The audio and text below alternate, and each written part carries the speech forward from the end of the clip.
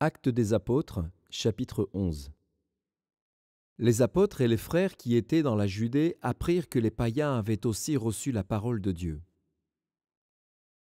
Et lorsque Pierre fut monté à Jérusalem, les fidèles circoncis lui adressèrent des reproches, en disant : « Tu es entré chez des incirconcis, et tu as mangé avec eux. » Pierre se mit à leur exposer d'une manière suivie ce qui s'était passé. Il dit : « J'étais dans la ville de Jopé, et, pendant que je priais, je tombai en extase et j'eus une vision. Un objet, semblable à une grande nappe attachée par les quatre coins, descendait du ciel et vint jusqu'à moi.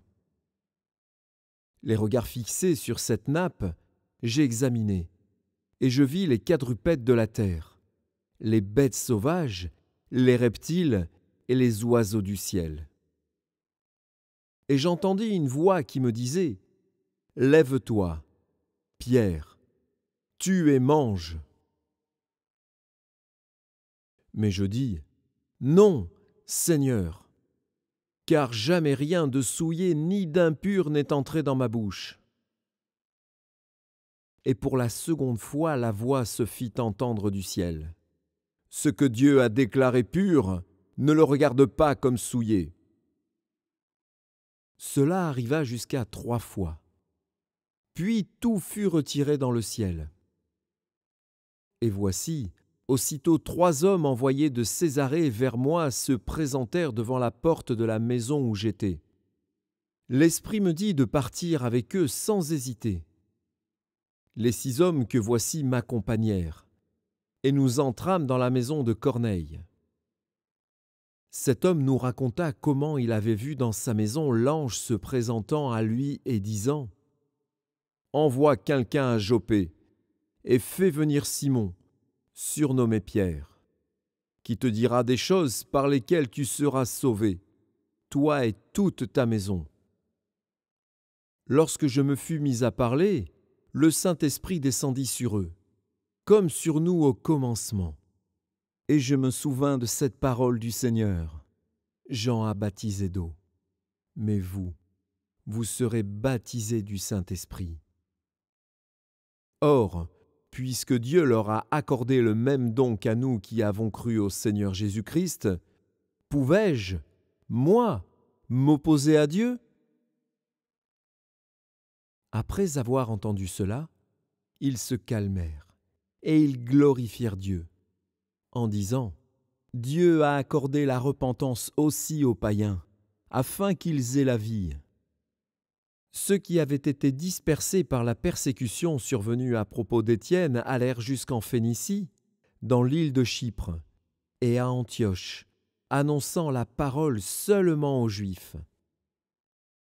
Il y eut cependant parmi eux quelques hommes de Chypre et de Cyrène, qui, étant venus à Antioche, s'adressèrent aussi aux Grecs, et leur annoncèrent la bonne nouvelle du Seigneur Jésus.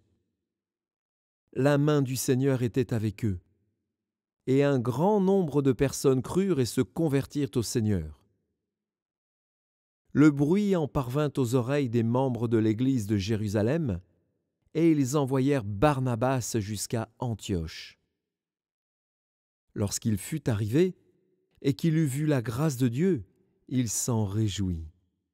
Et il les exhorta tous à rester d'un cœur ferme attaché au Seigneur.